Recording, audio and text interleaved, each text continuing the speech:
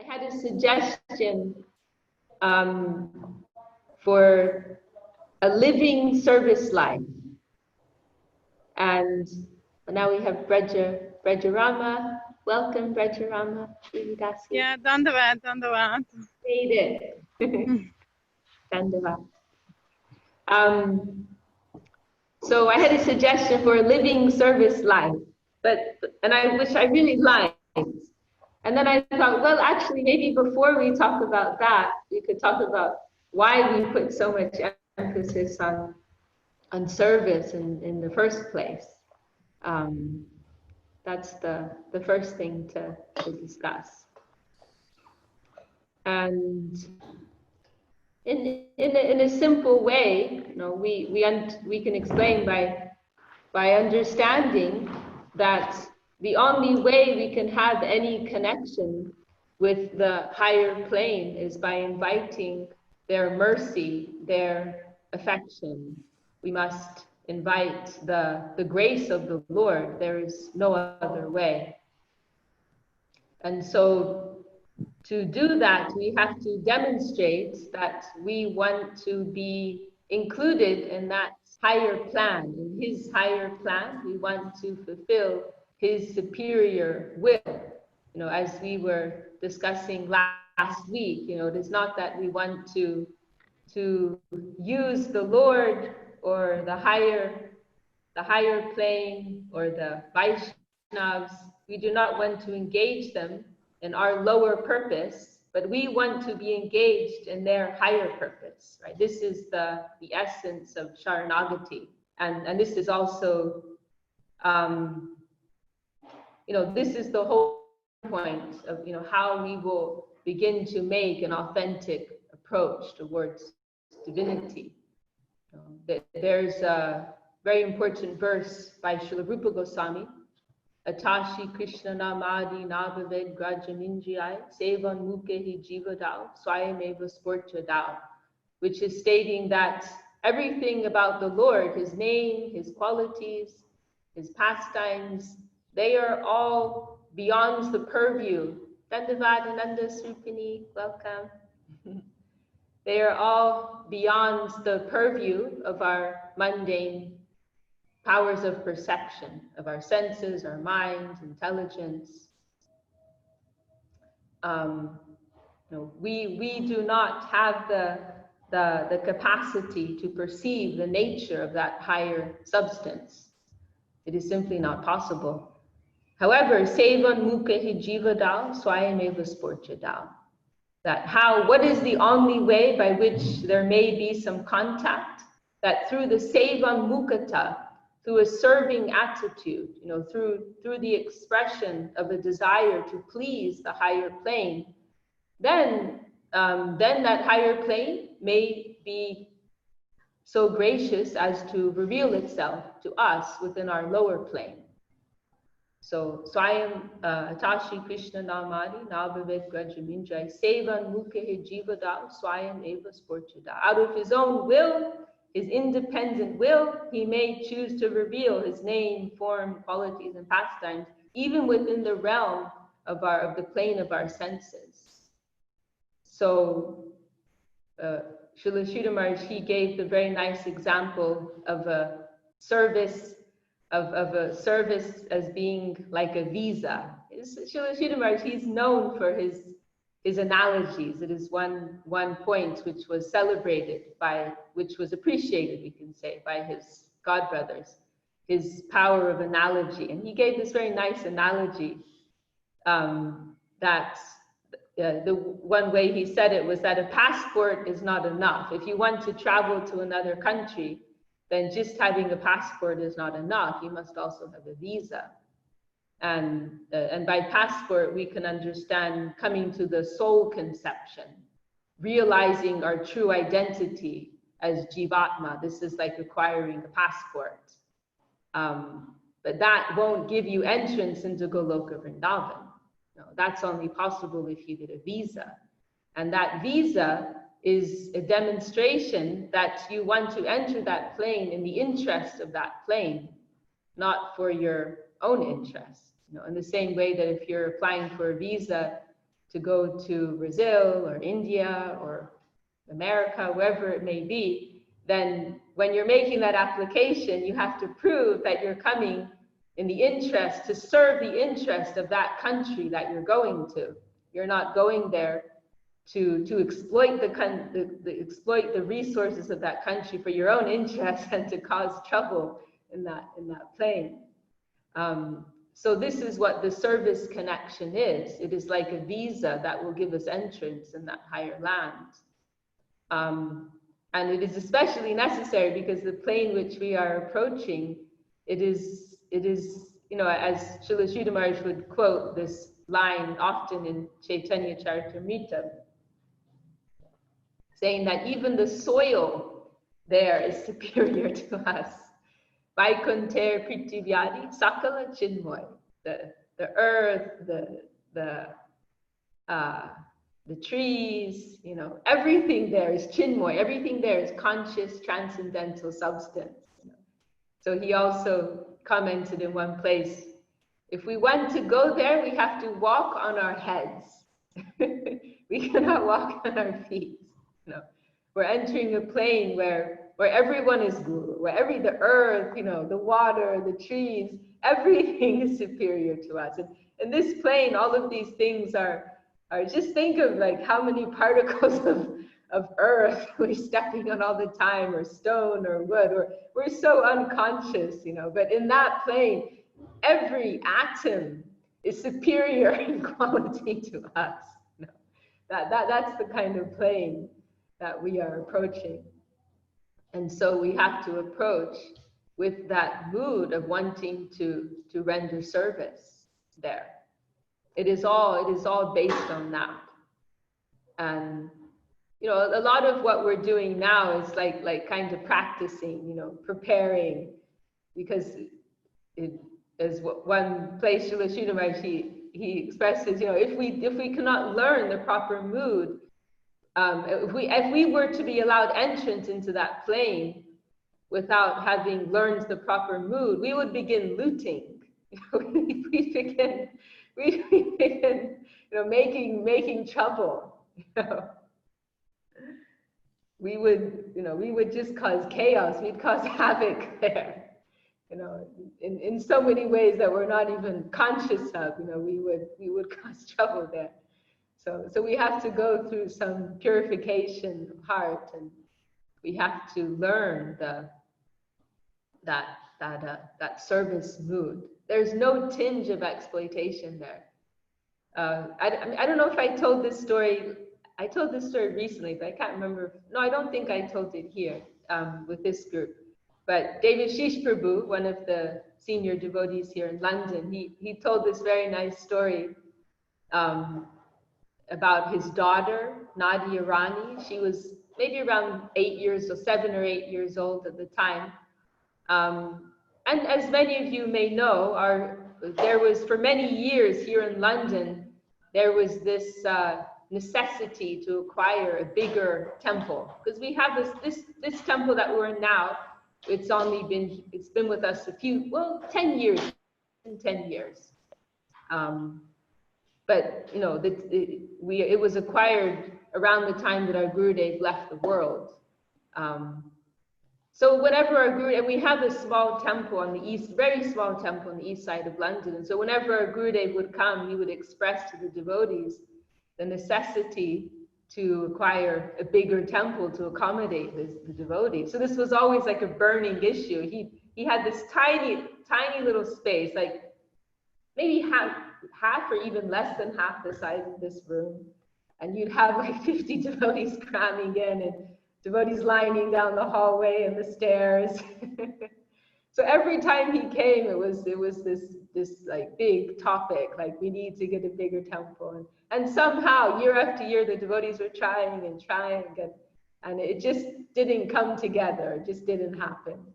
And so on one occasion, Devashish Prabhu's daughter, who was maybe 8 or something at the time, she asked very innocently to her father, Devashish, you know, everyone's always talking about how we need a new temple.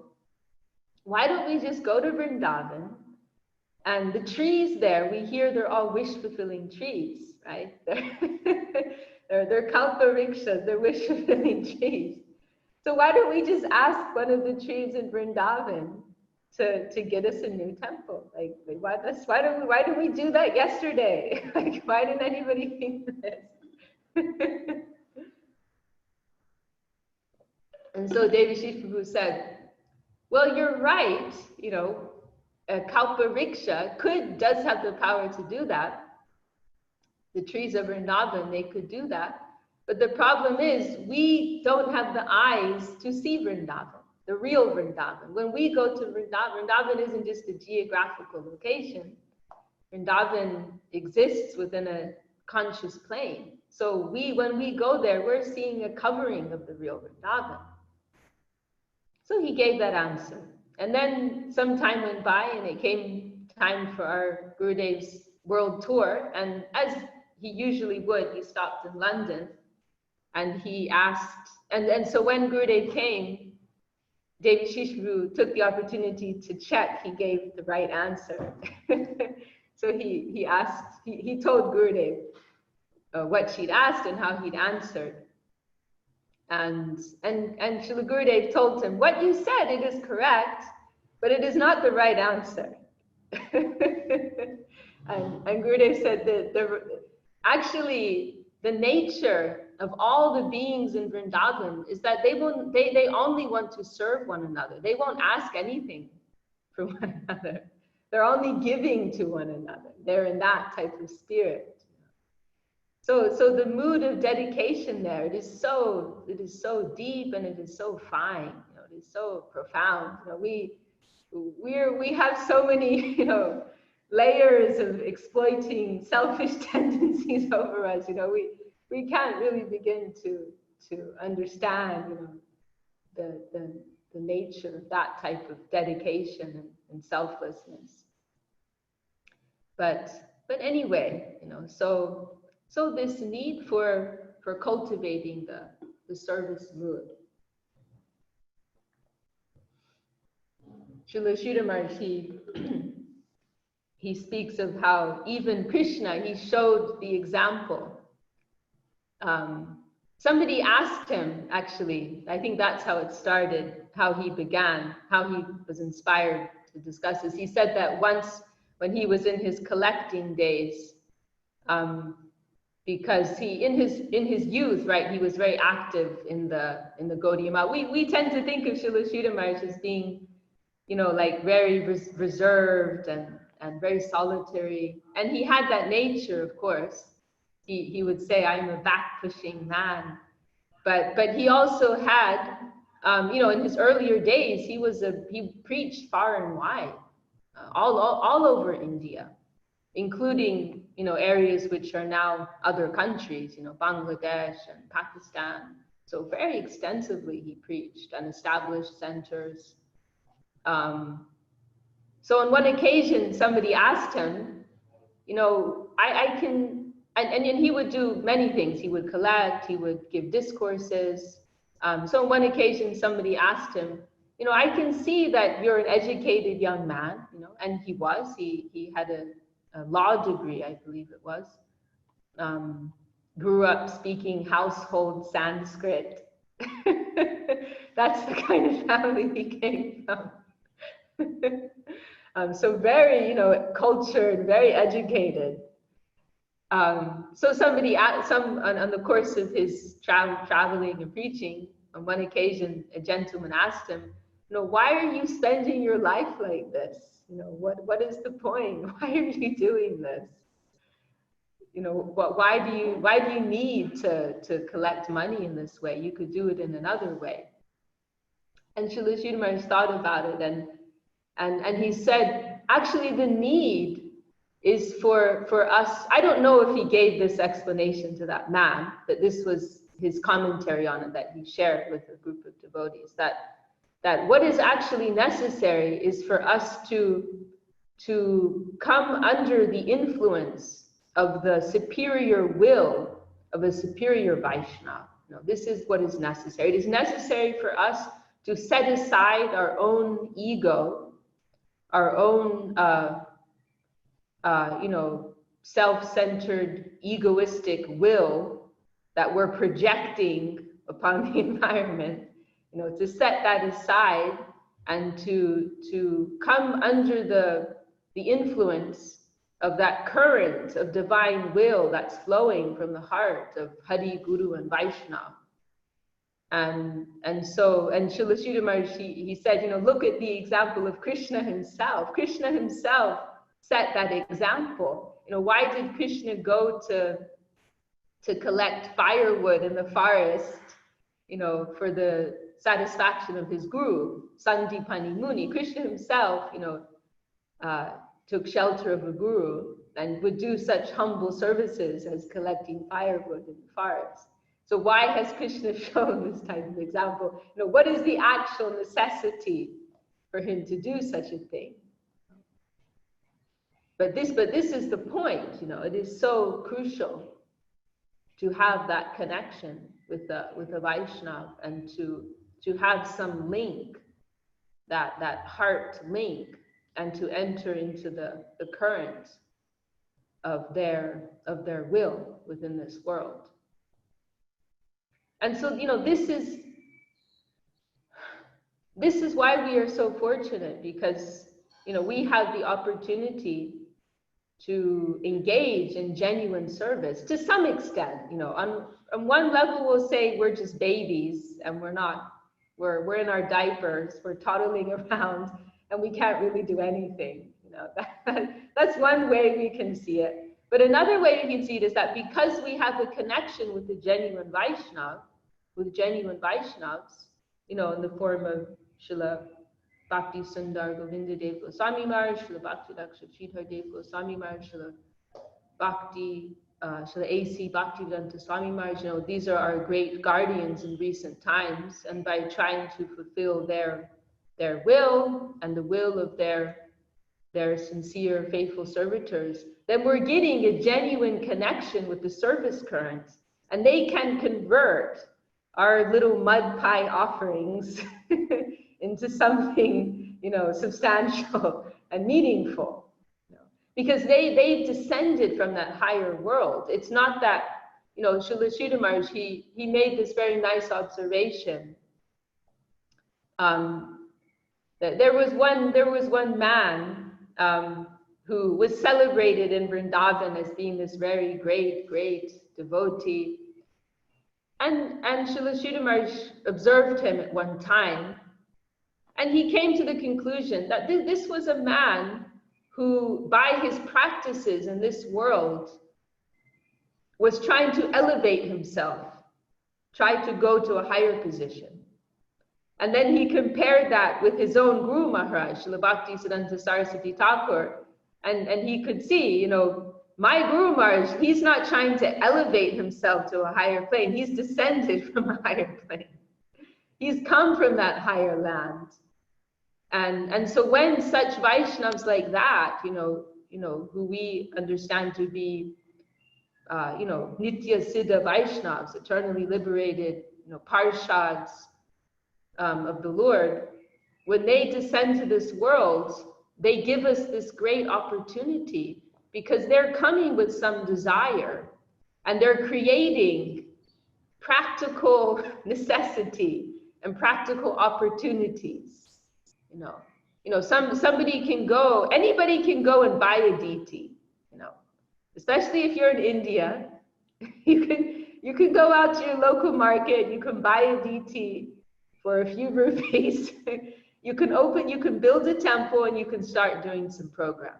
Now, no doubt that will be something pious to do. It's not a bad thing to do, but it's a completely different thing if you have someone who's descended from that higher world and they have a particular desire in their heart, and they're sharing that desire to others. And then in us trying to fulfill that desire, it's like we're getting a direct connection into that transcendental world. You know, they're in the expression of their desire to us, they're throwing us a lifeline that connects us to that higher world. The channel is going to a completely different place than if it is coming from our own, you know, egoistic center. It is a completely different thing.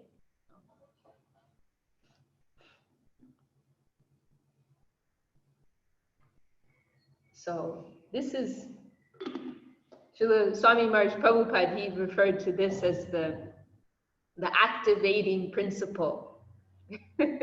The activating principle of spiritual life to fulfill the desire of Guru and the higher Vaishnavas. This is what makes it something living and current. And in the course of doing that, to set aside our own ego in the course of that, and to also be ready to shift and to adjust. We were hearing the other day, Srila Sridhar Maharaj gave this very nice example. You know, Guru may ask you for a glass of water, and then when you come back, he says, "No, actually, I need a flower. I don't need a glass of water. I need a flower. You know, for my seva, I need a flower." Then if we go to assert the previous instruction upon Guru, then that's no longer service. You know, then that becomes karma, because we're imposing our own will upon that transaction. So it's become something completely different. So to have that mood of surrender, to, you know, that simply we're trying to connect with that will, and that will can change. You know, in Sri Guru and His Grace, Srila Sridhar Maharaj speaks about the crooked line of the truth. You know, the zigzag line of the truth. You know, that divine will, it may move. You know, that current may move. So that is very important in our service life also, to be able to recognize the living substance and the living current, and to not be fixed upon the outer form, you know. So like if we take, for example, you know, Srila Swami Maharaj Prabhupada coming to this world, and then after Srila Swami Maharaj Prabhupada left, many persons found that current again living within Srila Sridhar Maharaj and Srila Govinda Maharaj, and so they took shelter there. But then you have those persons who are very rigidly attached to the form of things, and they will say, "No, only Prabhupada, you know, this is chastity, there's no one else, and there's nothing else, only ISKCON." You know, I don't mean to be political. I'm just saying there are some people like that. Also in our mission, we find persons like that who have a very rigid way of seeing things, and it's only this person or only that person. You know? But so we need to develop this living eye to see where the service current is moving, and to adjust ourselves accordingly. So, Krishna is moving. Srila Sridhar Maharaj says it like that in one place. You know, where is Krishna? Krishna is always moving. You know? So we need to develop that type of spiritual vision.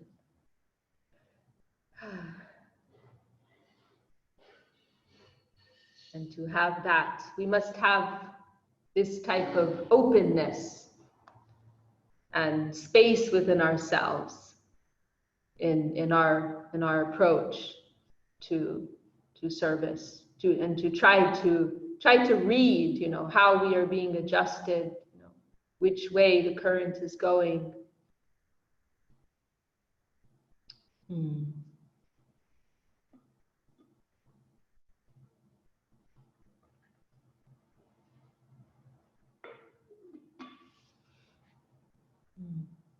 Any comments or questions or anything?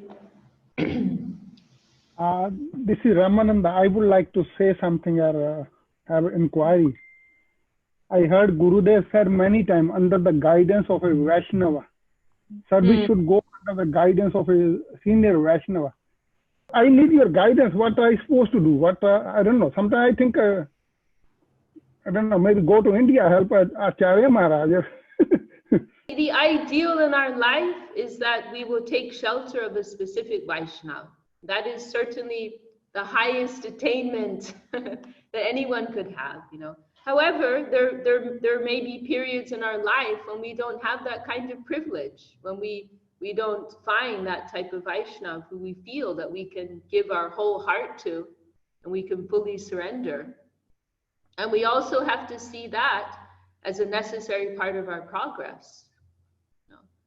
We cannot always, we will grow in those periods when we are forced to look within our hearts and understand what we've learned and apply that. There's one place someone was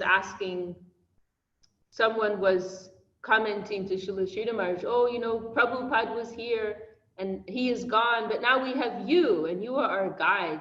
And Srila Sridhar Maharaj responded very soberly, and he said, but I will be gone soon too. I won't be here much longer. Swami Maharaj came, he was here a few days and he left. I'm here for a few more days and I will leave. And then he said, and everyone will have to stand on their own leg. So there's a difference between being completely independent and acting upon our own.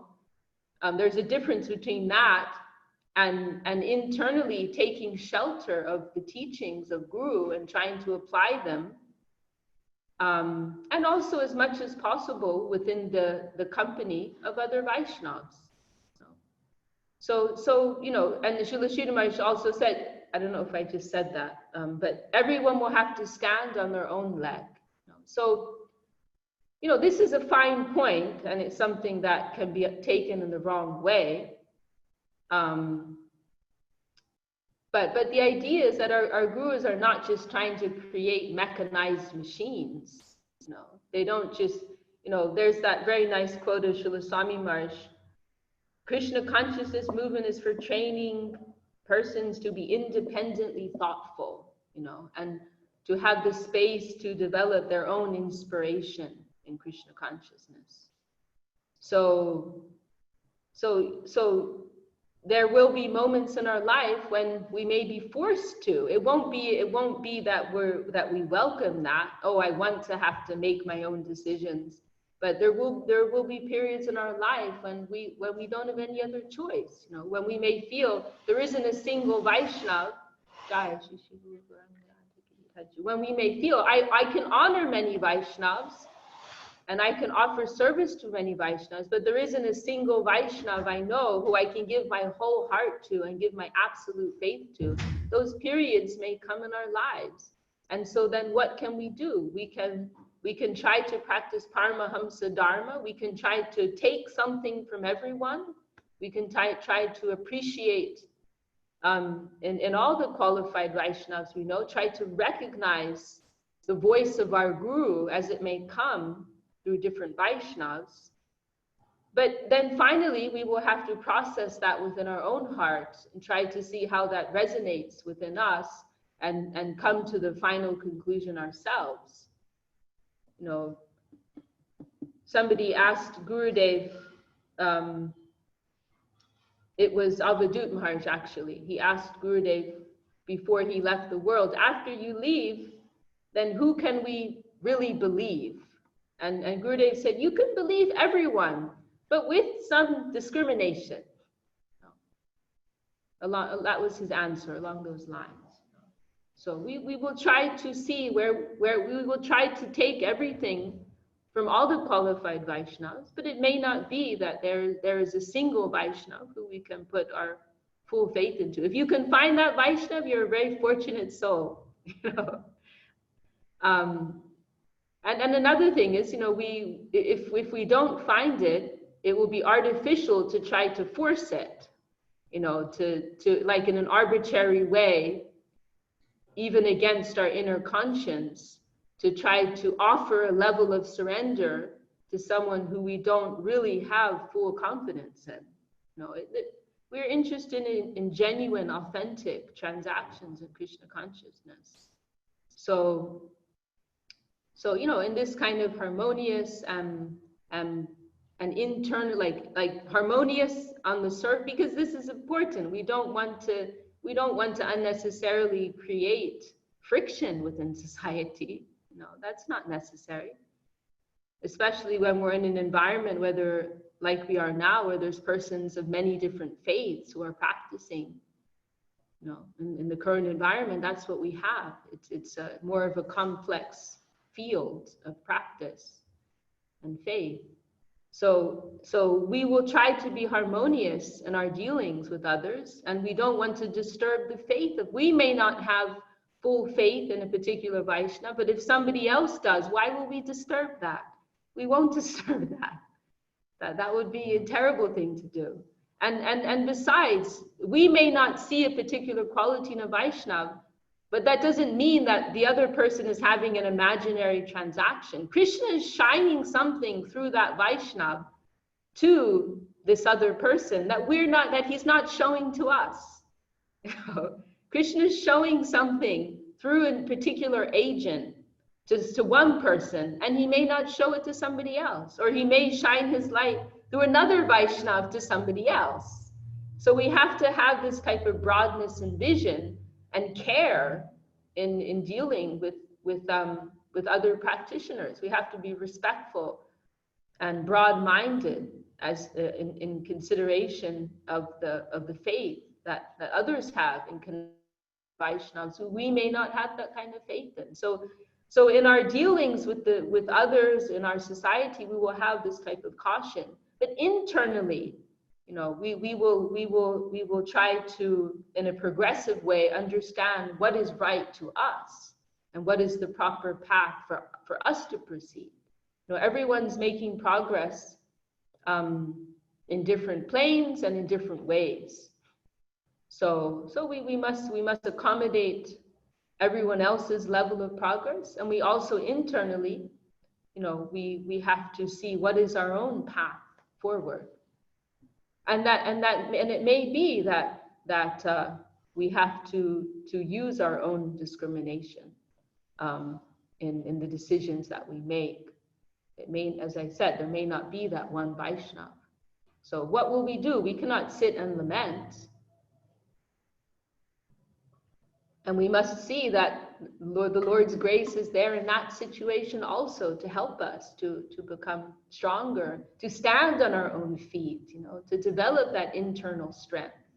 That period of separation from that kind of Vaishnava, it's like when you're thrown in the deep end and you're forced to learn how to swim, or you're the little fledgling being pushed out of the nest, have to start spreading your wings and really flying.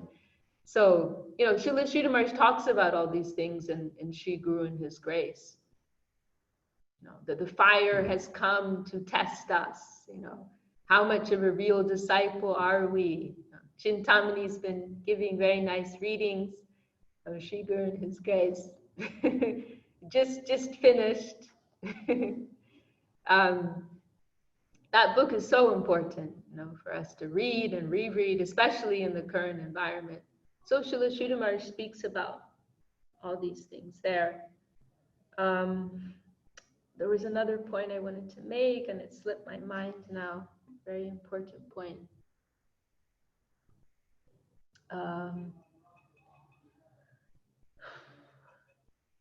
What was it? I can't remember. I lost my train of thought. Vishakha? Yes. Maybe to mention something about how the connection with Guru is not just a physical connection, physical proximity, but something heart-to-heart connection. And that we can develop even more in separation. Yes. And through that, through our topic today, seva, that is maybe a way that we can develop that connection. So that we feel that we are closer and closer to Gurudev, even though physically he may not be present with us. Yes. Oh, I remember now what I wanted to say. Yes, that point is very important. What Chinmoy Prabhu has brought up. It is a connection in the plane of consciousness, and it is through trying to fulfill his desire that we can be united with him. May I say something, Vishakha Devi? Okay, let Sri me Ram? just finish. Okay, sure, please. Okay, I'll just finish. So like there's a beautiful quote of Gurudev where he said, now that Guru Maharaj has left, do we think that all of these things, his devotees, his deities, his mission, do we think he doesn't care about them anymore? No, they still mean so much to him. And so in trying to fulfill his desire for the continued glorification of all these things, then we will be united with him. He will be, his grace will, he will continue to bestow his grace upon us in that service connection. So that is a very important point. And then the thing that I was forgetting that I wanted to say, there's a very nice quote. It's by the English writer John Milton. He wrote this epic Paradise Lost, right? And so when he came to write I believe it was the second volume of Paradise Lost, he was going blind, and so he, this was a moment of great, it was devastating for him that, this was like a precious work to him, but he was losing his eyesight, so it made it very, very difficult for him to do it. So he was very troubled because of that. And then he came to the conclusion, and he expressed this in one line, a poetic line, which Srila Sridhar Maharaj he discusses in one place. How does it go? Doth God day labor, light deny? Like meaning that God is giving me a job to do that requires a particular capacity. Will he deny that to me? No, he's given me a job which requires light, but he's denying me. Will he deny me light? Will he deny me the capacity to be able to do it? Of course not. If God is giving you a particular duty to perform, he will also give you the capacity to do it. So I also see the period of separation that we go through. It is like Gurudev, he likes this expression, necessity is the mother of invention. Like in those moments, of like despair, that's when we draw up our greatest inner resources. That's when our greatest strength can come to us. When we're in those periods when we feel we have nothing, we're hopeless, but at the same time we have to somehow keep going. That's when the maximum degree of strength and grace will descend to us, and we will discover strength within us that we didn't know that we had, by their grace. So that type of optimism is also necessary. Optimism is a symptom of true faith. If we truly have faith in the power of Sri Guru, then we have the faith that they're still with us and they can still help us, and we can still feel our connection with us. As we saw with our Gurudev, he would speak about Srila Sridhar Maharaj, like he was there. Like they were having an ongoing conversation. That was very clear. He would talk like that sometimes. I have to ask Guru Maharaj, and they were still having a dialogue. So we witnessed that with our Gurudev. He had that. Of course, he also had feelings of separation, but he also continually felt that presence of Guru Maharaj within his heart. So such a thing is possible. There's no limitation. There's no dependency upon time, place, and circumstance. These are all things of this limited world. The plane of consciousness is very expansive and very broad. So we have to have that faith that we can still feel that touch in our lives, that Guru can still come to us. If we can open our heart to that, if we can truly show that we need it, and that our desire is to please him and to serve him, through that channel of our desire to please him and serve him, he will reveal himself to us. So that type of optimism, that type of faith is a requirement in spiritual life. Okay, Ramnand, do you want to say something else? Actually, I wanted to mention about Srila Guru Maharaj. Srila Sridhar, he says sometimes we may have to go of our own, all alone, and which I have seen with Srila Guru Maharaj, also with Srila Prabhupada. Even his own god brother didn't support it, but Gurudev, Srila Guru Maharaj supported him. So, like you were mentioning, so we have to look within and then take inspiration and move with that wholeheartedly. Yeah. It's also important that we keep our focus on adjusting ourselves. Yeah. That we will lose so much energy by always getting lost in seeing how others are doing things wrong. We'll lose hope, we'll lose energy, we'll lose inspiration, we'll lose our way through that. We have to think, whatever anyone else is doing, I have to do my duty perfectly.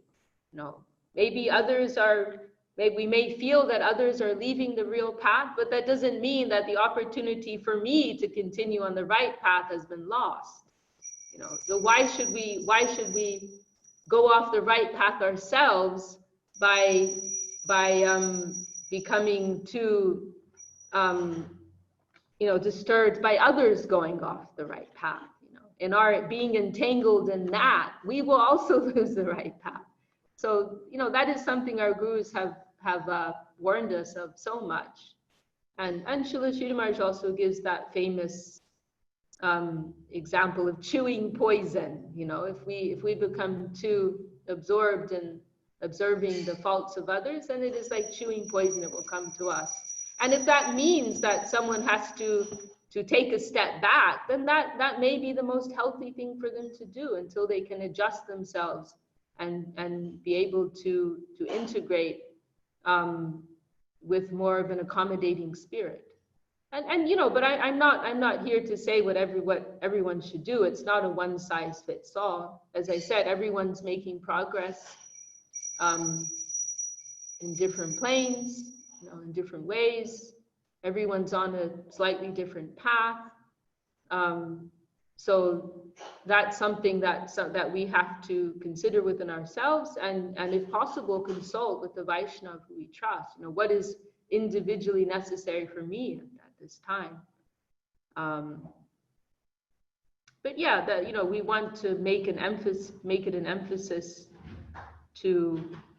we want to emphasize our own self-correction rather than the correction of others. Yeah.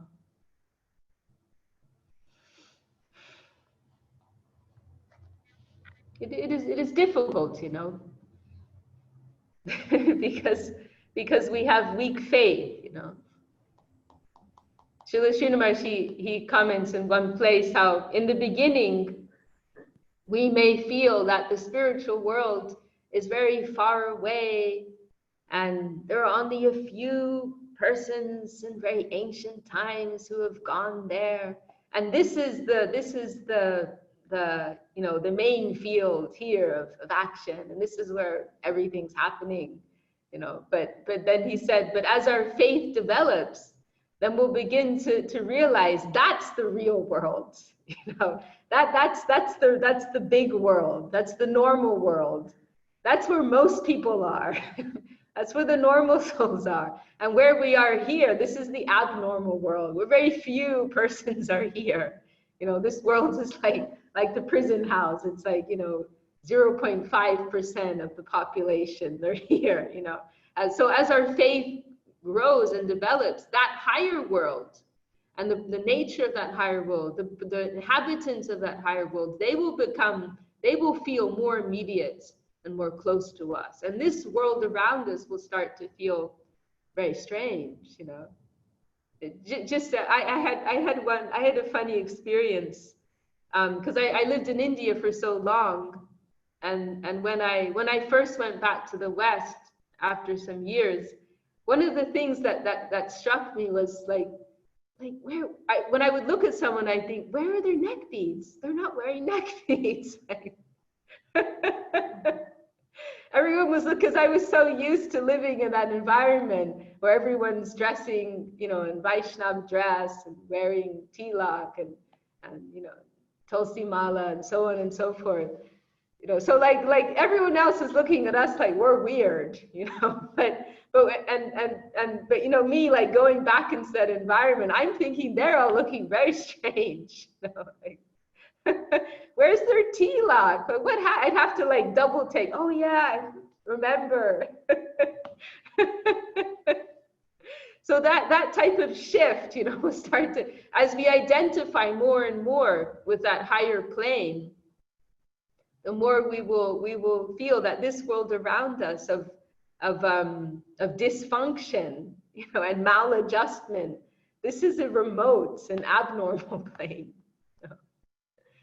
So that development, we will identify more and more with that higher plane as our faith becomes stronger, and that will enable us to be less disturbed, by what's happening down here in this crazy world.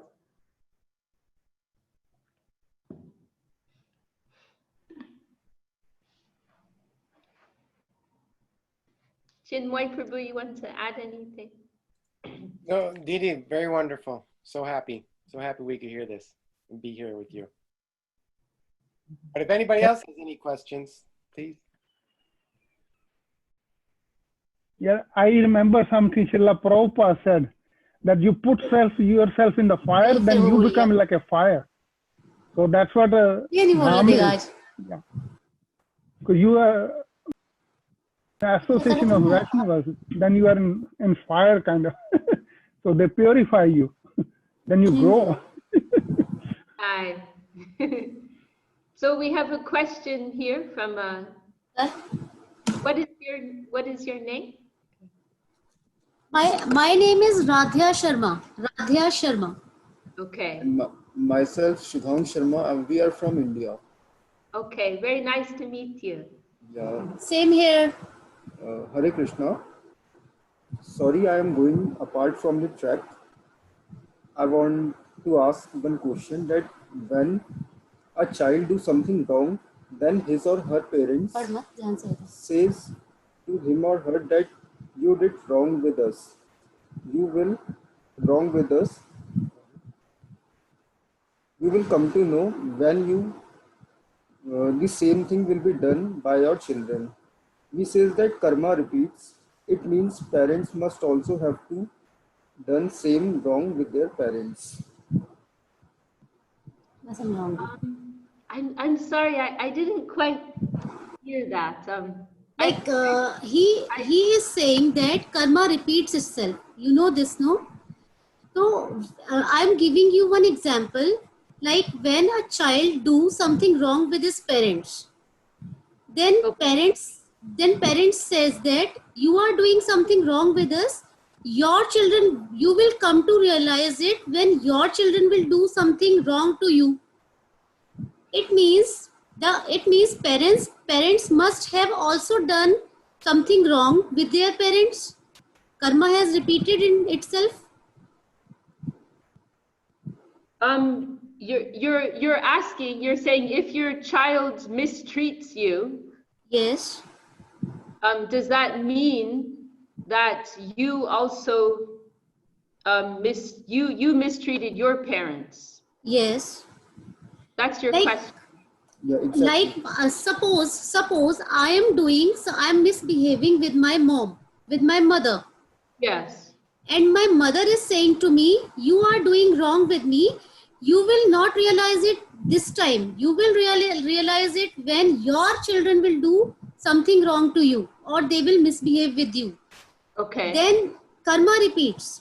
It means my mother has also done something wrong with their parents. Karma has repeated here. Oh, that's your question, huh? It's Yes. a circulation. I think it's a circulation or something else. Did your mother tell you that? Or? No. I'm just giving you an example ki if something like this happens with anyone else. I see. I mean, the thing is, karma is very complicated. It's very, very complicated. Yes. And there's different types of karma.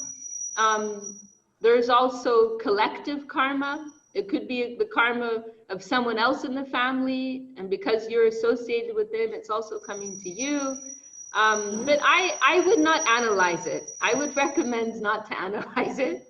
I would just try to take it with a mood of love, you know, and care.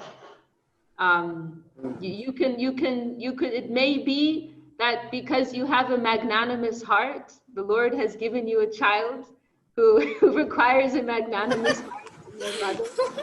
You're the right person to take care of that child. It may be to give you the opportunity of becoming more compassionate, you know, more caring. You know, there are many things that could be behind it. You know, it could be something anomalous. Yeah, I mean, Krishna says that in Bhagavad Gita. Even very learned persons, it is very difficult for them to understand the nature of karma. So I'm unable to answer that. But I would say don't let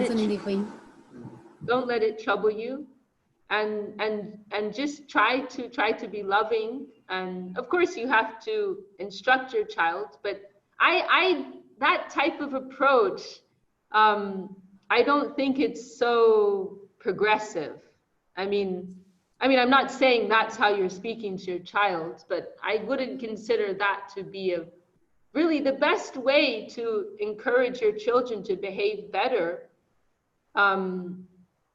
Is by trying to inspire them to do so out of their own heart, not by frightening them or making them feel threatened in some way.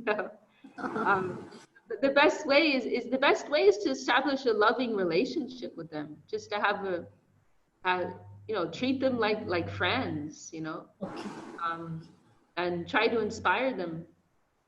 In one of our gurus, Srila Bhaktivinoda Thakur, he gives an outline of the 4 principal motivations which are behind every action. The lowest is fear, to frighten them. The second is do this or I'm gonna beat you, or do this or this something bad is gonna happen.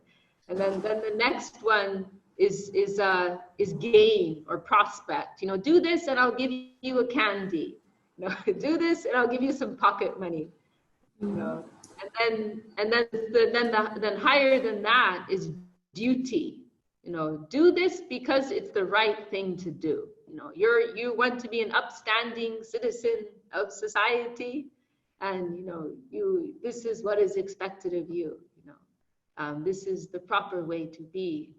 And then the highest love. This is the highest motivation. And in an environment of deep love, there's actually no need to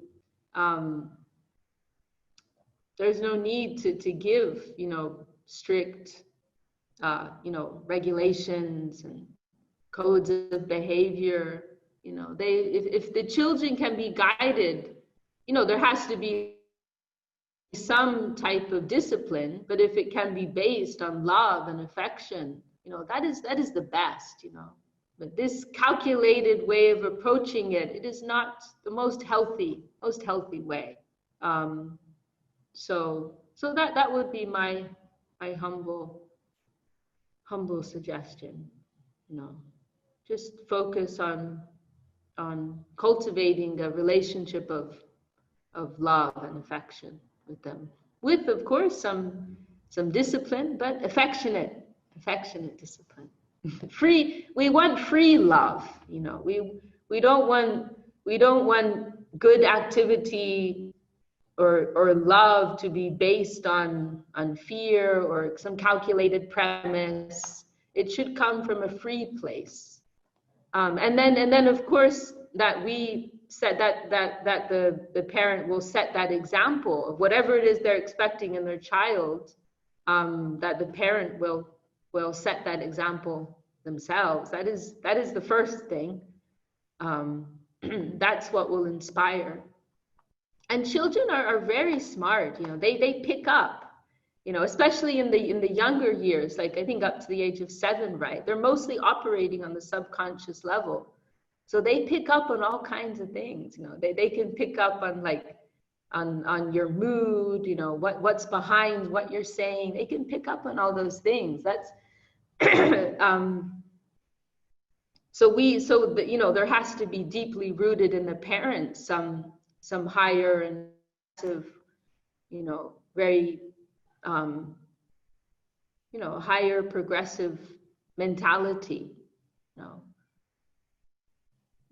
authenticity. That's what I'm trying to say.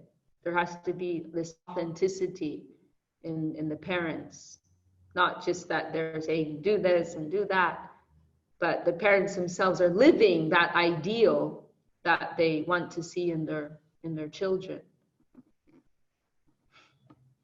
And also there has to be detachment. You know, you can do your part, but whether or not the child will take that to heart or not, that's another thing.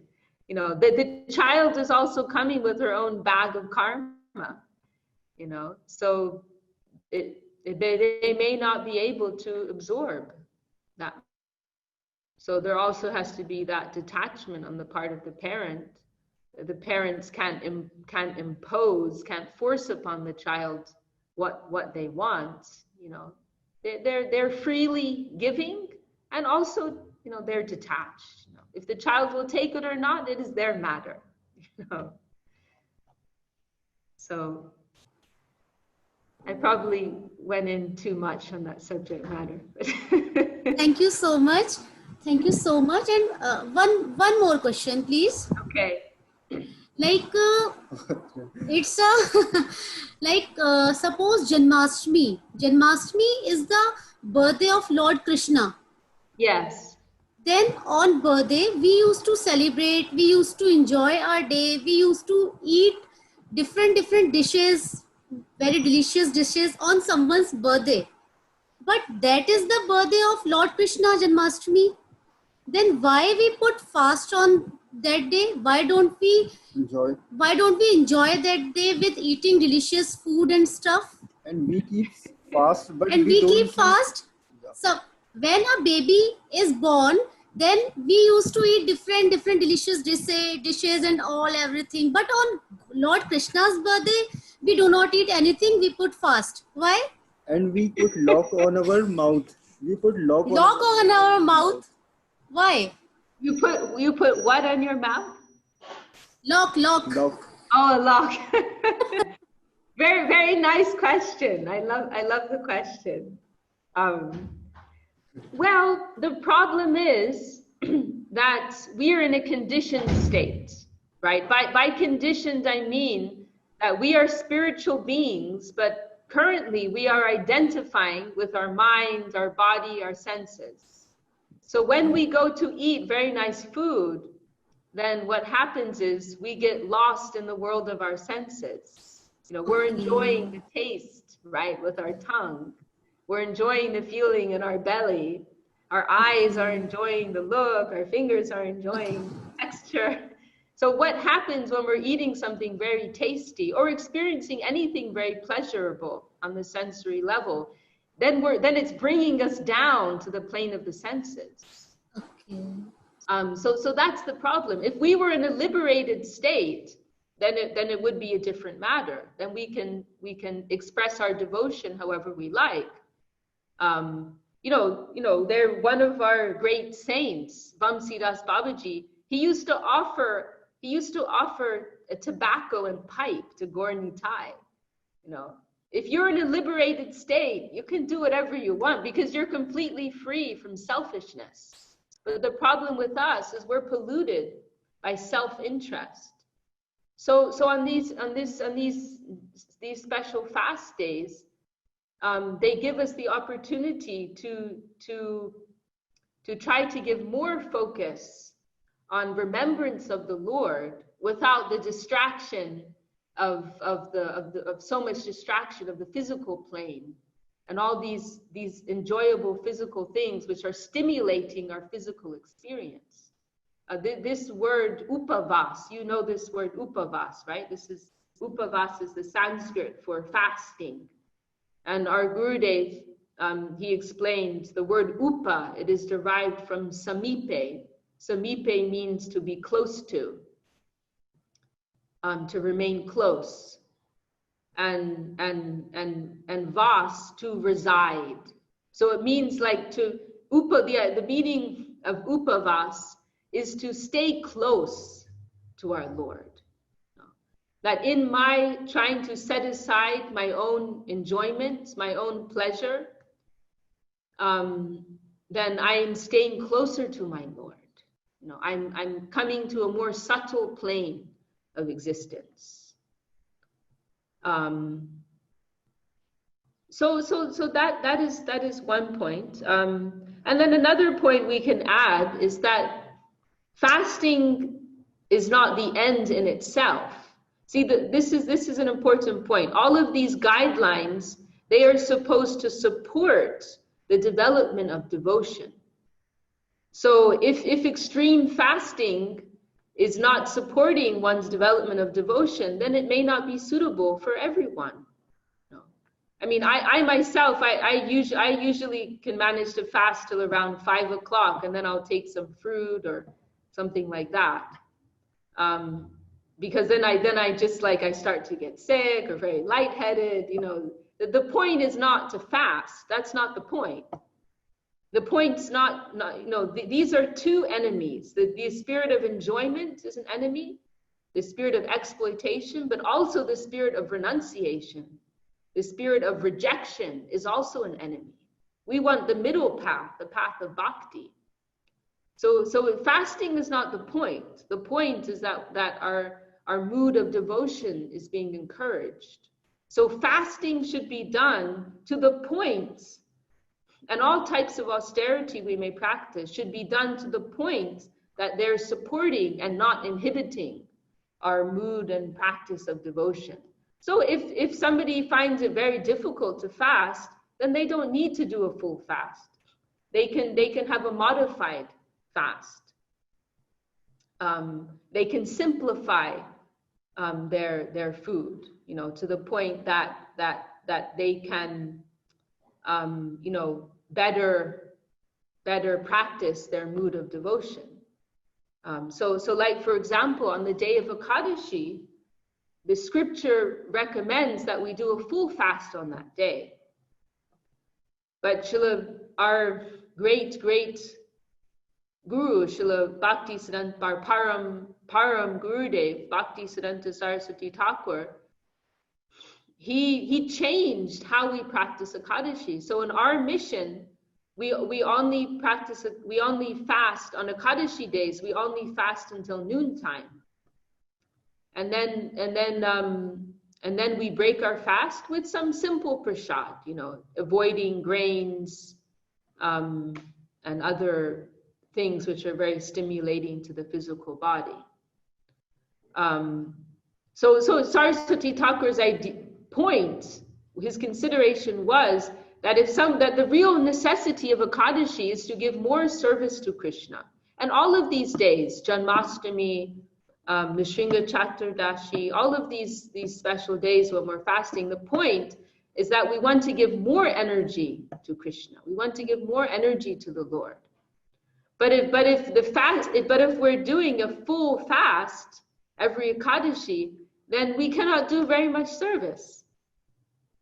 Oh, today's Ekadashi. And here in England, it's tomorrow, Ekadashi. Very, very relevant question. Today is Ekadashi in India also. Oh, really? Okay. So he changed it because he said the real point of Ekadashi is to give more service. But if someone's doing full service, so if someone's doing a full fast and losing all their energy, they'll just be in bed all day. Of course, there are some persons who have that type of capacity. They can do a full fast and have full energy. That's wonderful, but most people don't have that kind of capacity, and I certainly don't. So you know, it is actually a spiritual thing. You know, we have to understand the principle here. The principle is we're giving more energy to Krishna, and we're taking less for ourselves, but not to the extent that we can't do anything, that we can't do any service, which is the whole point. So, yes. There was actually one occasion, Srila Saraswati Thakur sent one of his disciples he was sending him to Vrindavan. Maybe they were in Calcutta, and he was sending one of his disciples to Vrindavan on Janmashtami day. And Saraswati Thakur told his cook to serve that devotee who had to make this long journey on Janmashtami to give him rice. And everybody was very surprised. It's Janmashtami, and the cook said to Saraswati Thakur, you know it's Janmashtami, right? And Saraswati Thakur said, yes, I know it's Janmashtami. But he's going to do this difficult service. He has to travel, which takes a lot of energy. Then he has to have something substantial to give him energy. So this principle is what we call yukta vairagya. Yukta vairagya means, you know, properly adjusted renunciation. Not too far either way, but we will take just what we need to continue to maintain ourselves and to perform seva, not more and not less. This is the practice. This is an important principle of the practice of devotion.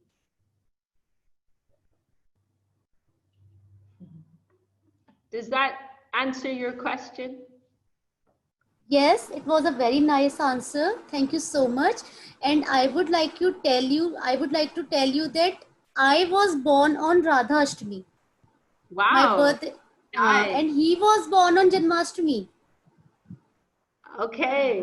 We both are basically we are from Vrindavan only, but we are born, yes, we are from Vrindavan, but we are born and brought up here in Uttarakhand, near Nainital. Okay. Well, thank you so much for joining us today. And thank you. Now he has done hotel management as his graduation, but now he is going to Vrindavan for getting the education of Bhagavad Mahapuran. Okay. Actually, I want to establish myself as a spiritual teacher and a motivational speaker. Okay. So I'm planning to go to Vrindavan to do my further studies of Srimad Bhagavad Mahapuran. Okay. Well, we wish you all the best, and Thanks a lot for joining us. So I want some advice from you that how would I start my career in that? How could you start your what? I want to establish myself as a spiritual teacher and a motivational speaker. So I want to know that from you, that how would start my career in that line. Well, you have to find somebody who you can take shelter of. Try to find a qualified devotee of the Lord and serve them. Thank you. If you want the real transaction, you can study. That is okay, and you can learn many things. But if you want the living currents descending from the Lord's heart, then you have to take shelter of a devotee. Try to find that person. My elder brother is he's a motivational speaker. He do many lots of kathas and Srimad Bhagavad Mahapurans. Okay, very good. I think we're running out of time. Maybe another time we can talk more. Sure. Thank you so much. And Hare Krishna.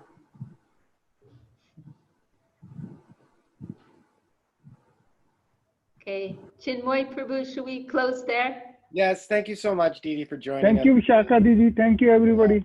Thank you, Chinmay Prabhu. No. Thank you, Doyamai Didi. All the Vaishnavas. Thank you. Thank you. I love this program. Everybody, thank you so much. Yeah, my sincere Thank Dandavatam to you, everyone who's Dandavatam. joined. Thank you to very everybody. much. Vimala. Vimala Didi. Yeah, thank you very much, Didi. I took notes on so many things you said. I wrote the notes here, and then I'm gonna read, getting the blessings coming from the Vaishnavas to the heart to continue strong. Jai, Jai. Thank you. Jai Gurudev. And Jai sincerely, my Didi. gratitude to Vishakha Devi Dasi, who's giving us this transcendental knowledge through her spiritual masters, our spiritual masters. So we are feeling that current.